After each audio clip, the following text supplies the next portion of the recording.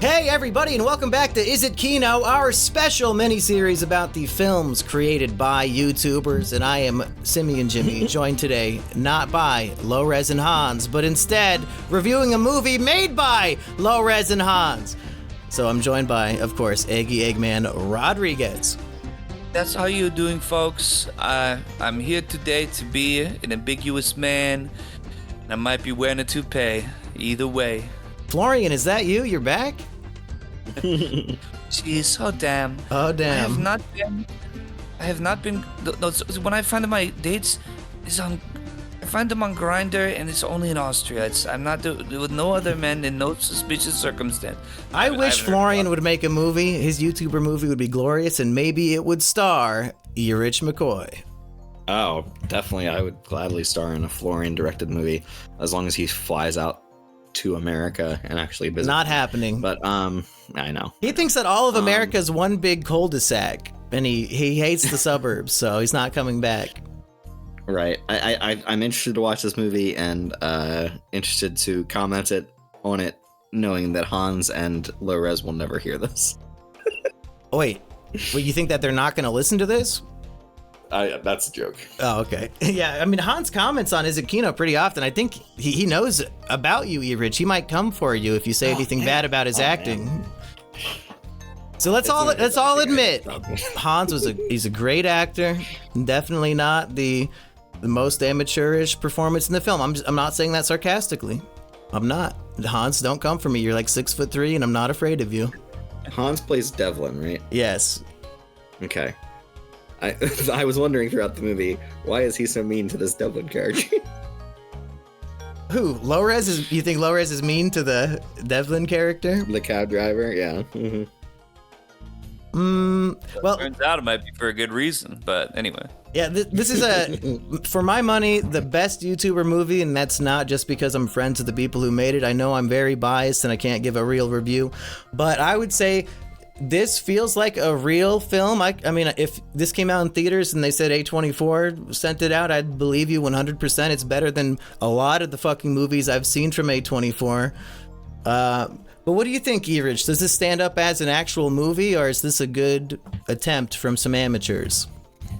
I think there's a very good movie here. I think I was a little bit put off by the structure of it, but as I kind of grew to understand what the movie was doing, I found it a bit easier to grasp what was going on there. I really love the visuals of the movie, the like constant use of like internet postings and like YouTuber guys. Like there's like an animated character that pops up on the screen of like a YouTuber who's explaining the case to people, which I think is quite well done.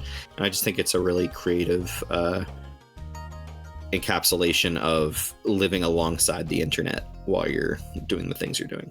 Could you imagine like a cartoon animal mascot just casually making jokes about people being murdered and killed? Like, what a horrible world to live in. That's the one we live in every day. Yeah, imagine that monkey guy making those Elliot Rodger videos. Mm-hmm. Eggy, what do you think of Mass State Lottery? Because we watched it together, and it was actually my second viewing. And to go off of what Erich was saying with the perhaps confusing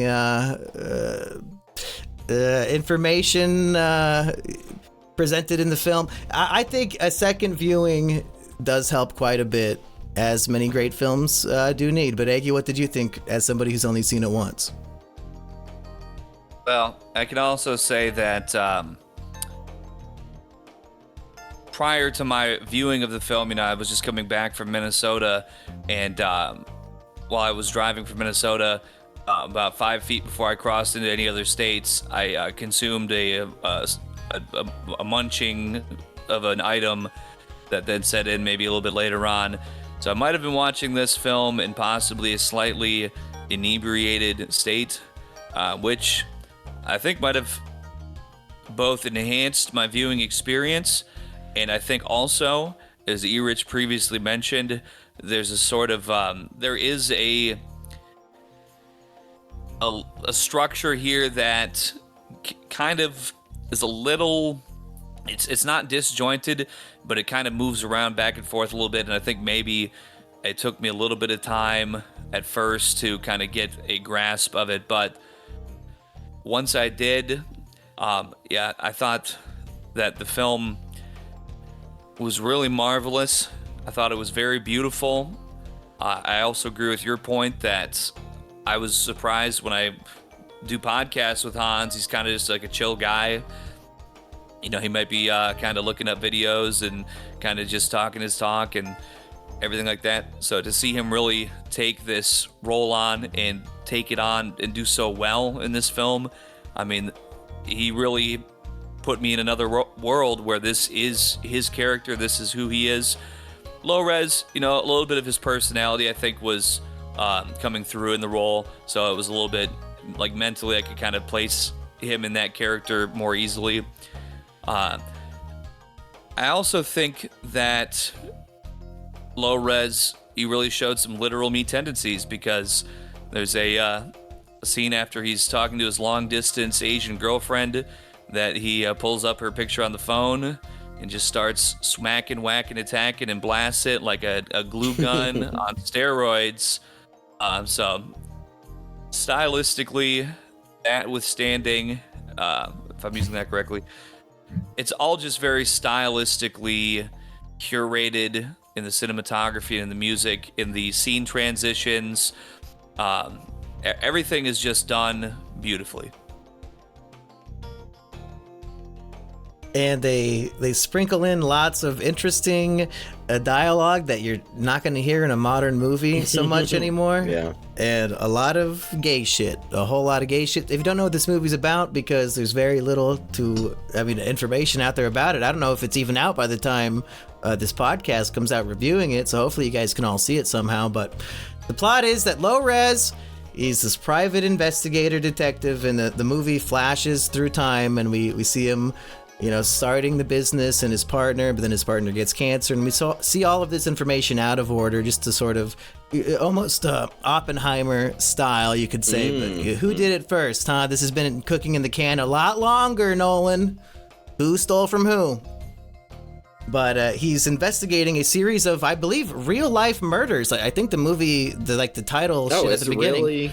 Yeah, shit. This is like exploiting real-life tragedy and saying that Hans, as a vampire, is the one who killed these people. How dare you, Hans? How dare you really Are you kill those basing people? that off of the that news article that they have in the beginning? Because I'm basing it off of what Lowres has talked about on the podcast, I believe. But then also at the very beginning of the movie, there's a bunch of text that I think explains. But are you trying to say that that's not real? Well, I just remember that particular image that came up. It's like a newsprint with photos of the victims, and Oh no, I don't think they're showing real victims in the movie. yeah, when I saw that for like the next probably minute of the movie, my mind kind of was like spinning the wheels about the fact that this was very likely put together, edited in this picture, and then printed out in a very realistic newsprint kind of way. Lord. And I think that just shows for a matter of seconds, I believe. I think that in and of itself that's like a microcosm that really describes the attention to detail, the attention to the artistry that this movie has all throughout. Yeah, he's putting like hours of effort into something that's on screen for 1 second, if not shorter.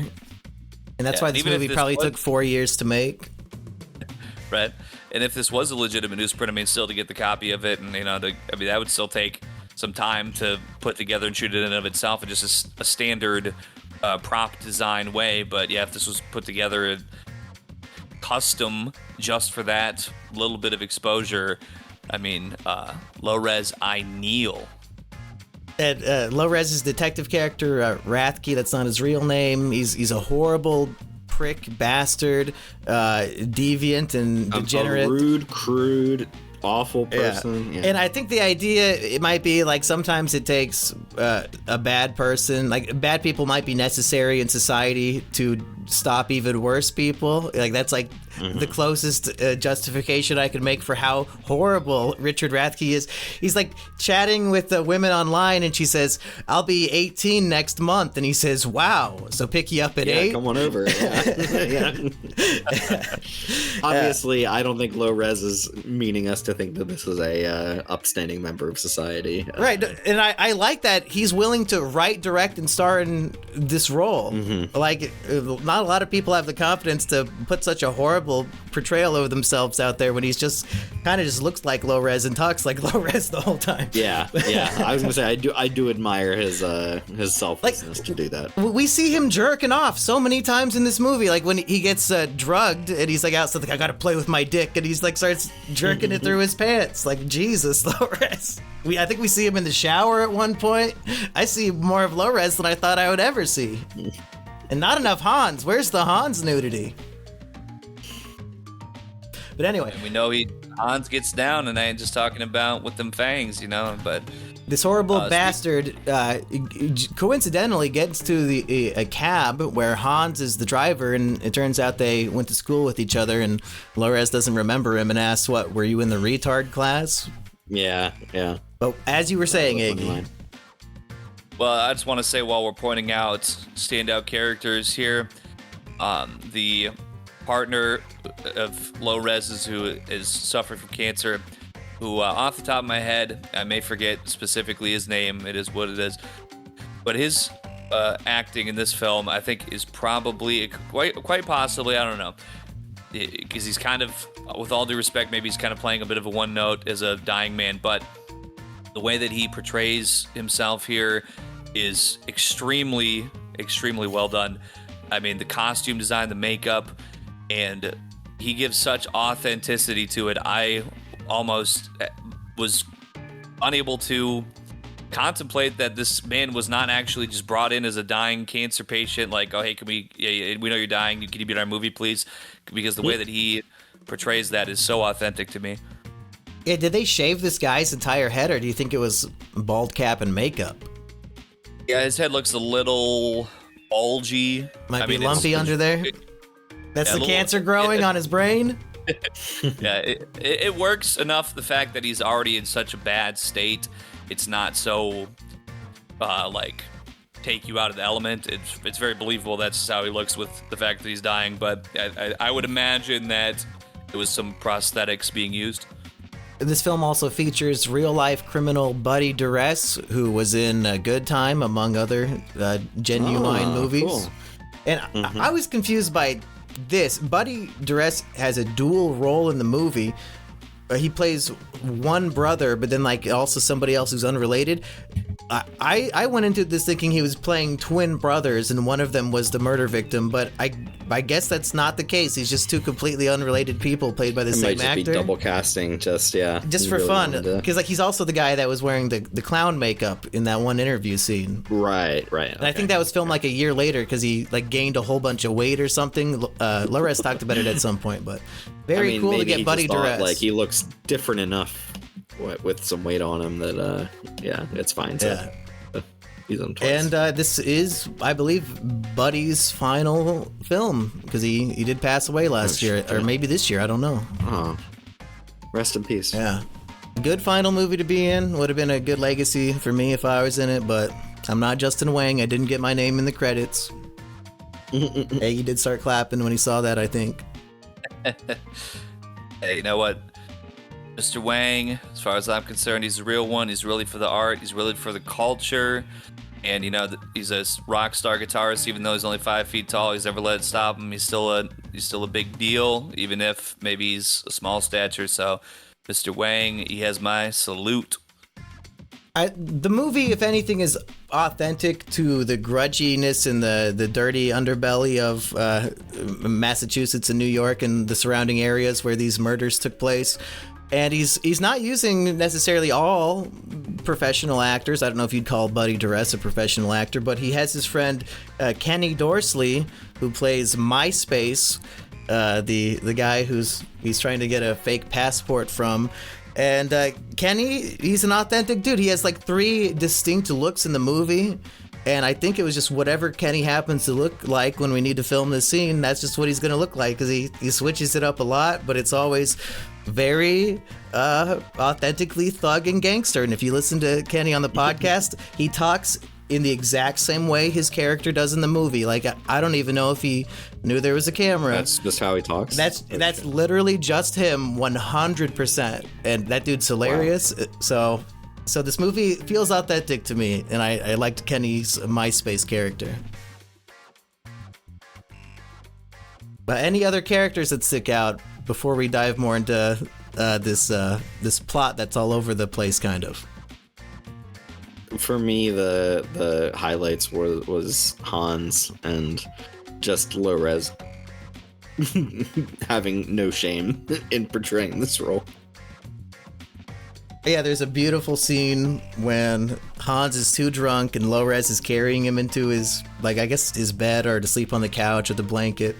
And that's when he discovers the murder knife weapon in his drawer, and he says, hey, I don't know about this one. Isn't this against the law, the knife of this size? And Hans says, oh, yeah, it was a hand-me-down from my grandpa. And Lowres' reading of the next line made me laugh out loud when he says, yeah, this was manufactured in 2009. I don't even know if that was meant to be so funny, but fucking got a guffaw out of me.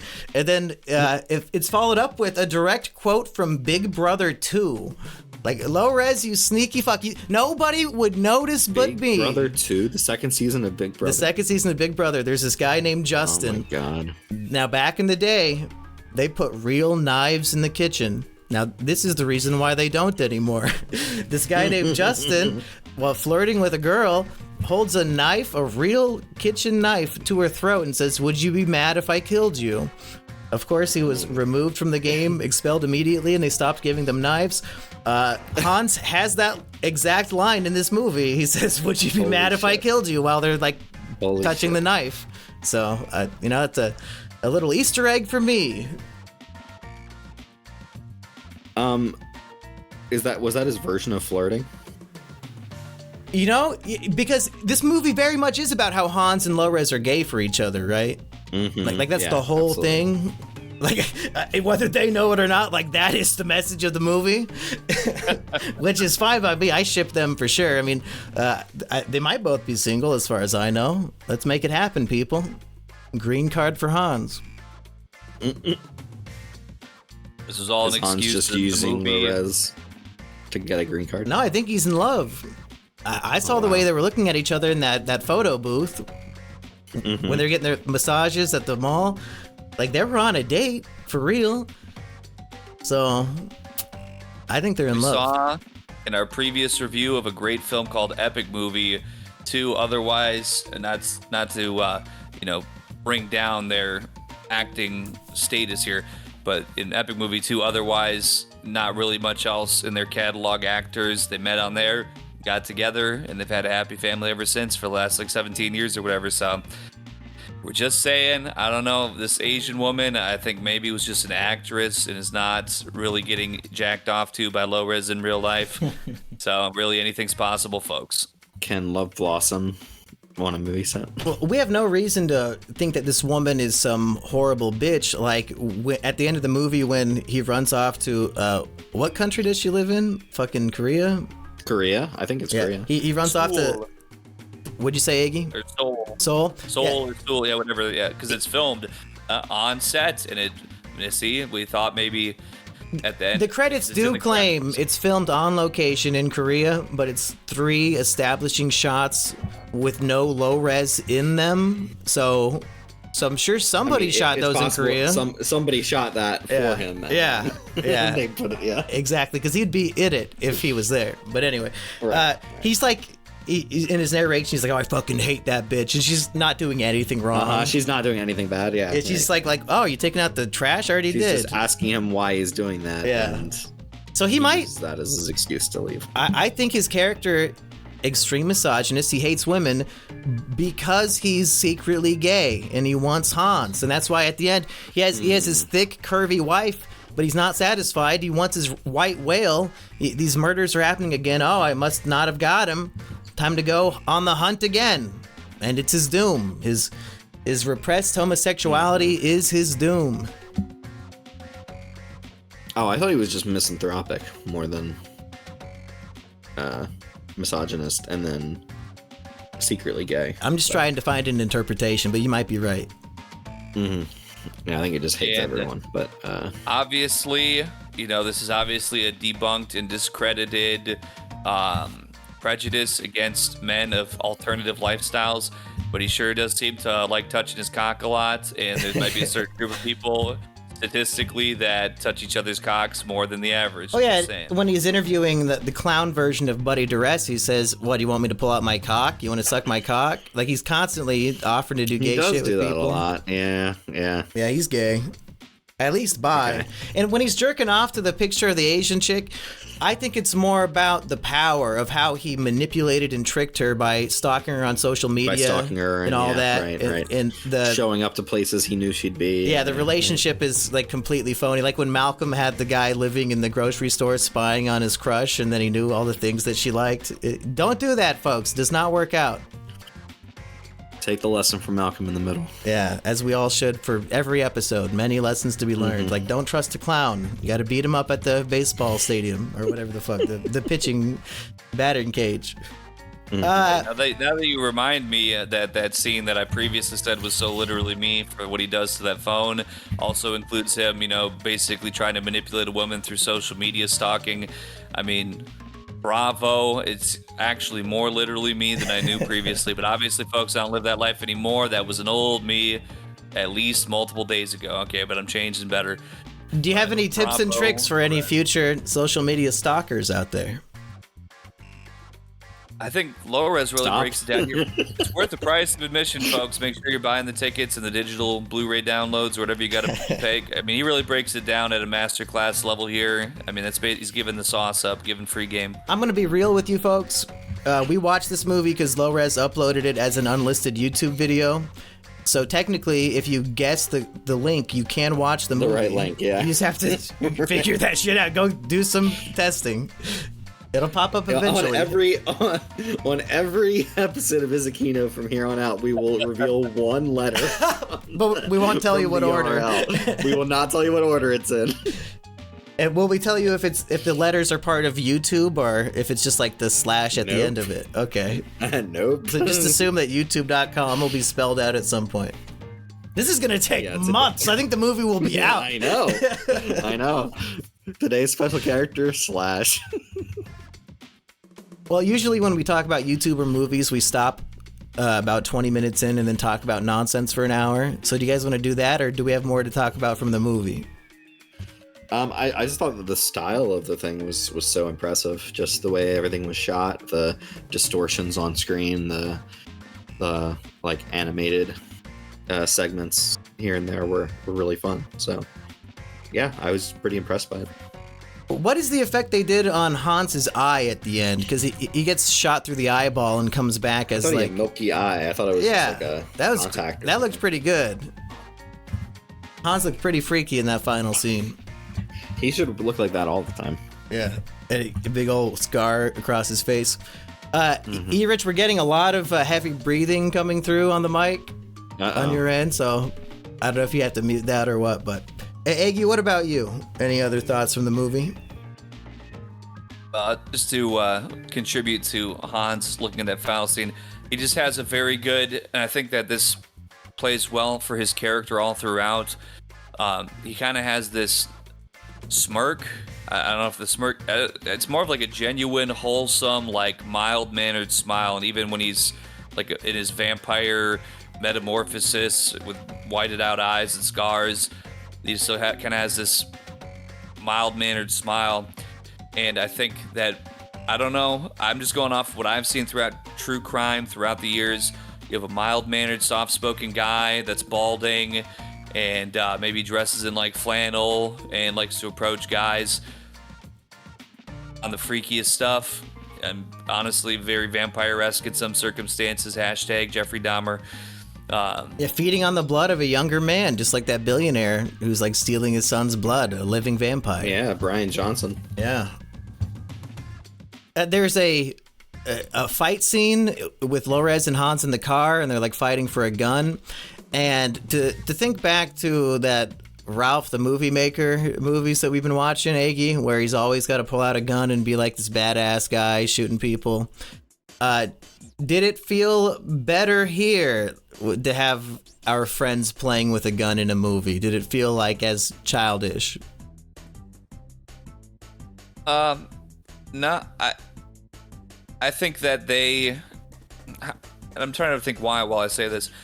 I think they brought the right kind of energy, like with Ralph. I mean, with all due respect, Ralph in those kind of scenes, he gives me like an insecure kind of thing, like where this is something he needs. I think that the way that Lowres and Hans, their energy in this movie is, even if they're acting in a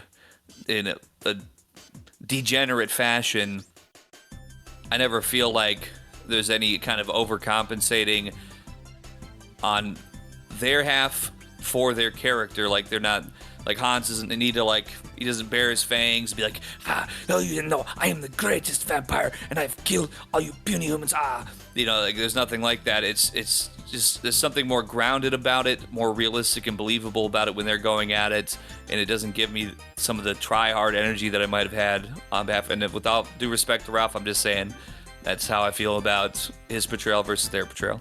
Yeah, Hans's dialogue, first of all, he's very soft-spoken the whole time, and then his dialogue is like almost like an alien who doesn't know how to communicate with a human and looked up what to say, because he's just like dropping stupid little fun facts or like dumb questions, like, oh, did you ever go fishing with your dad? Is one of his favorites. He's like dropping just pointless fun facts at one point. So yeah, the creepiness works better when he's almost portrayed like he's not human to begin with, and Hans having that accent does help the humanity really of it. Does help. Well, I thought that the fishing line, it seemed coded to me to fit his character, because did you ever go fishing with your dad? He's trying to get daddy issue guys. He's fishing for a victim, and yeah, with the daddy issues, like an older man. Right. I don't believe. I mean, it just seems like he targets younger guys. So just even if he's not so old, he's going to always have an elevation over them there, because he's targeting these young college-aged guys. And what about that old man that Hans is supposedly doing this for? Like, he's bringing him blood or whatever, I assume. Was that old man makeup, or did they get the most freakish wrinkled old man ever to sit in Hans's back seat? I think it was makeup. Like, that was insane. That's like a Tim and Eric find. Mm-hmm. Yeah, I mean, the prosthetics and the makeup and everything in this film is so fantastic. I just imagine that that's what that they did some fixing up of somebody to make them look that way. But I mean, yeah, I would not be surprised if they didn't find a guy that looks like that as they're wandering out in New York doing whatever New Yorkers do. They probably could find a guy to give some money and maybe a little bit of liquor or something to get him to do something for a minute. Oh, we didn't really finish the plot synopsis, really, but as Richard Rathke, Lowres, is investigating these murders, he enlists the help of Hans to be like his driver, and then it's ultimately revealed, oh, yeah, he's the one doing it. Hans was the killer the whole time. Yeah, and they have some gay escapades together, go on some dates and stuff, become good friends, but ultimately they're trying to kill each other.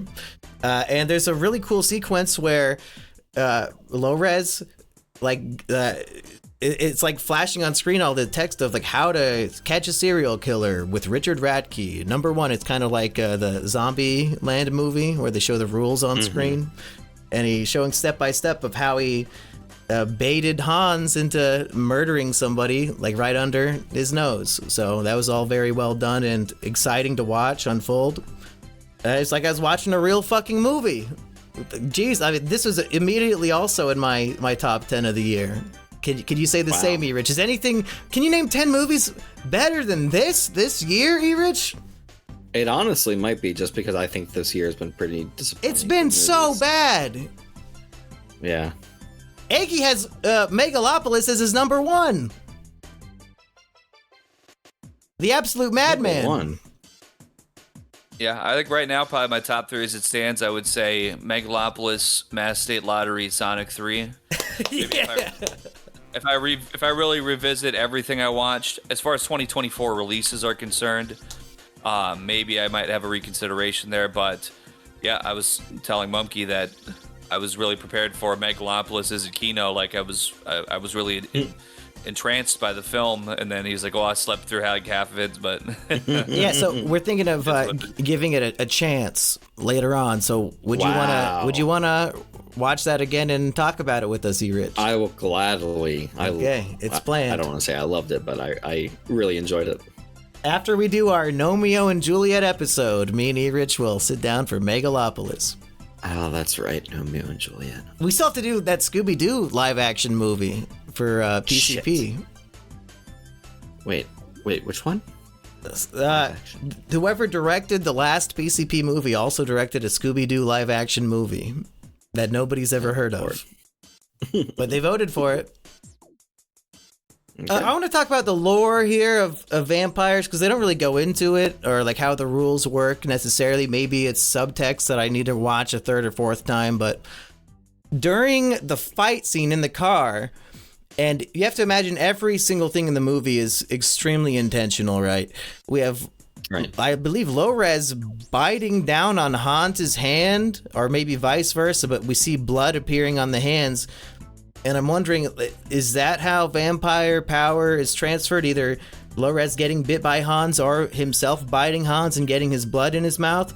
Because he does age after that, but maybe these vampires age. I mean, the old man's old as fuck. Hans is, he looks old as fuck. No offense, Hans. Looks better with his hair shaved. But is Lowres part vampire now? Because they kept teasing, and maybe it was a joke, about wanting to make Mass State Lottery 2. And if the movie ends with Hans shooting Lowres, could Lowres vampire survive much like Hans vampire survived getting shot in the face? Like, is there going to be a sequel where it's two vampires hunting each other down, Death Note style? Oh, I could see that. Well, I had never really given it that consideration, but now that you kind of page back through it here with me, I think that it certainly is a possibility, actually. I might have to rewatch that part again. And, I mean, we could probably just ask them, but I don't know if they're the type that do like the whole death of the author, my work speaks for itself sort of thing. Because personally, when people ask me like the secrets of like my book, I don't want to give them the answer. Fuck off. Just go read it again and figure it out. So I wouldn't blame them.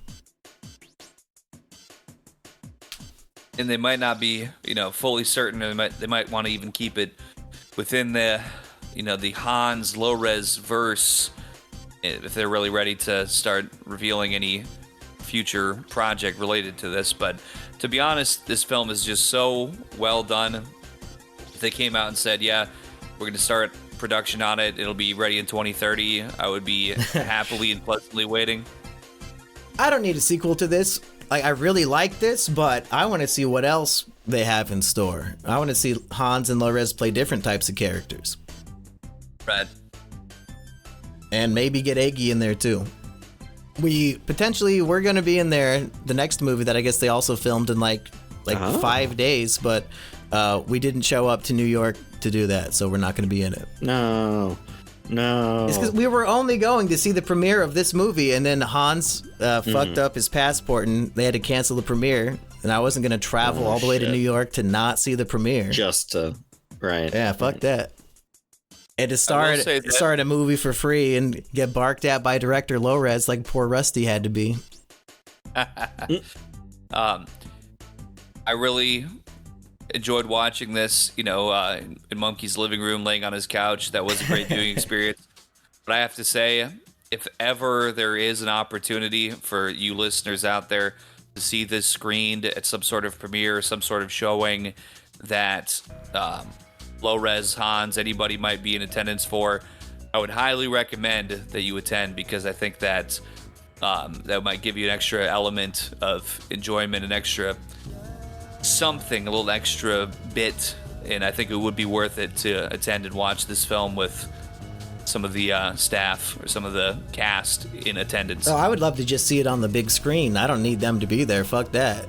I wonder if they would be the shy types who would like hide in the lobby while their movie's playing. I don't know.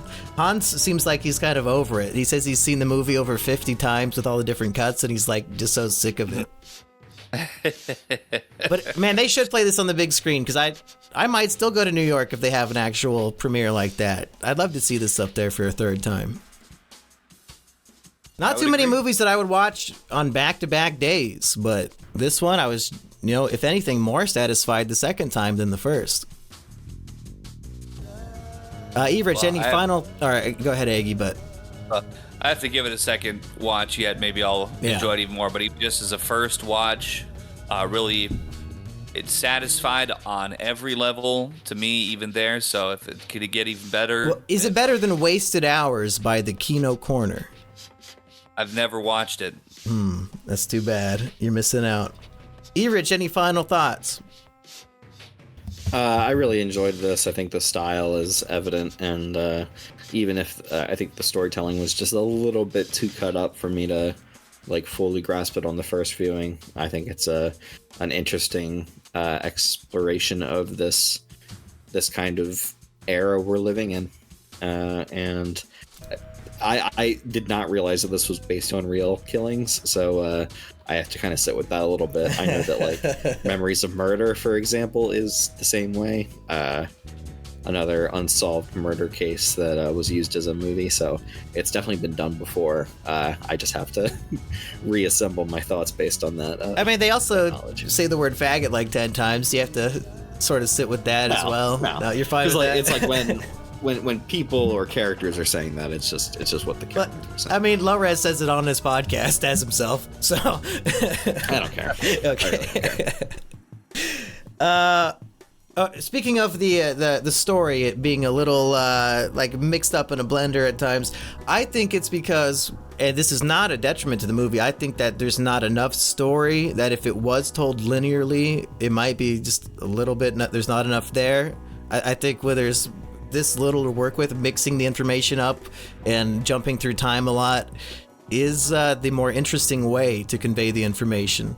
Because really, it's just like, oh yeah, it's Hans. He's doing it. Yeah, right. And it's you could definitely see that the movie might be incredibly boring if it was just entirely chronological. So yeah, the editing and presentation almost makes the movie. Yeah, I also kind of read it as, I feel like Lowres's character, the way that his character's mind is working with, the way that his brain is wired for one, but then also just sort of his day-to-day, almost like ADHD kind of impulsivity. I think that my reading it as we're almost experiencing this through the mind of his character, not exactly one-to-one, but how that mind would work. To me, I think that was a satisfactory reading of the mixed up presentation at times. I wonder if this film was also partially inspired by a Serbian film, because we do have the main character getting drugged and then sort of crazy edits of, he's vaguely recalling the things that happened. But what really cinched it for me was the shot of him pissing a stream of blood into a dirty toilet. And that's a shot directly from a Serbian film. I wonder if it's an intentional inspiration or whatever, maybe not. But if he's putting Big Brother 2 in there, anything's possible. You got to be a real #Kino enjoyer to pick up on these deep cuts. So, just another level of satisfaction to be added for a real film head. And we need to say some bad things about it, just because I don't want to seem like I'm sucking Lowres's dick, because now that we know he's gay, he might enjoy that. Do you guys have anything at all negative to say about the film?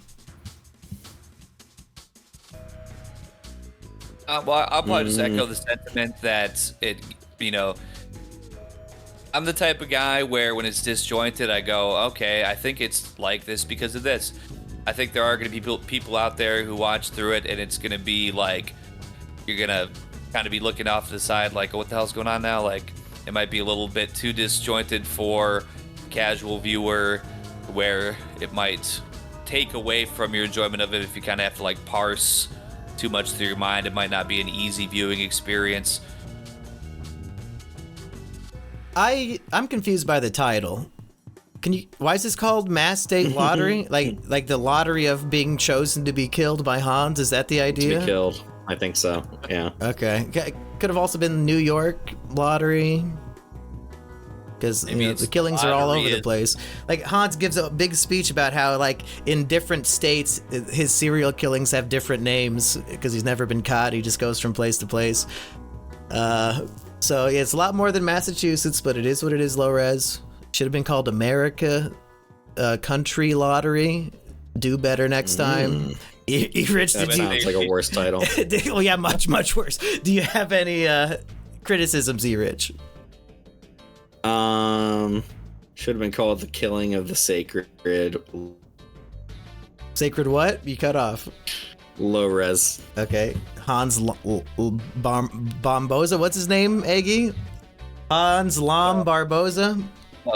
Yeah, it's Barboza, and when his name came up in the credits, I said, Mendoza! That's right. They should have had Rainier Wolfcastle just, like, pop in. We had, like, the other animated character, just, like, some rip-off, make him green or whatever. Barboza! Like, holding a gay guy, like, beating. Barboza! Erich, the most important question. How many stars will you give this movie on Letterboxd? 4 stars. How many stars will you give Thank You, Dr. Fauci on Letterboxd? 5 stars. Oh, wow. That's even better than what I gave it. Wow. Yeah. But when you post your one of your review... favorite movies of the year, and you're giving it... Now, to be fair, I also had Sound of Freedom in my top 10 last year, so one of these movies squeaks in somehow every time. Something that nobody... movies that people, for some reason, thinks, like, offensive to exist, even though they haven't seen it. It's like, okay, whatever. Anything you guys want to plug? I guess not. Rumble.com/C/Eggy White. Make That's sure right. to like and subscribe. Find me on Blue Sky, Revel138.bsky.social, and then Revel138 on Letterboxd. And go try every possible URL to find the unlisted version of this movie if it's not available yet. Bye, everybody. Is there a way to just, like, randomly go through them? I don't think so. You just gotta just type in random shit, I guess. Yeah, there's 16 characters in a YouTube URL. Just numbers alone, not considering this also includes lowercase and uppercase letters. Just numbers alone is 10 quadrillion possible. Then add in the 52 to that 16 because it's all the... How many letters are in the alphabet? Whatever. Anyway, it's probably like 26. 5 octillion results. So get a group of friends, because it's going to take more than one person to try all these. That's right. And we'll get it. No, because we're going to give them one letter per episode. So what letter from the URL should we give today, E-Rich? W. I feel like there might be 2 more W's coming up in the upcoming weeks. I believe so. And then maybe a dot. You won't know until we tell you.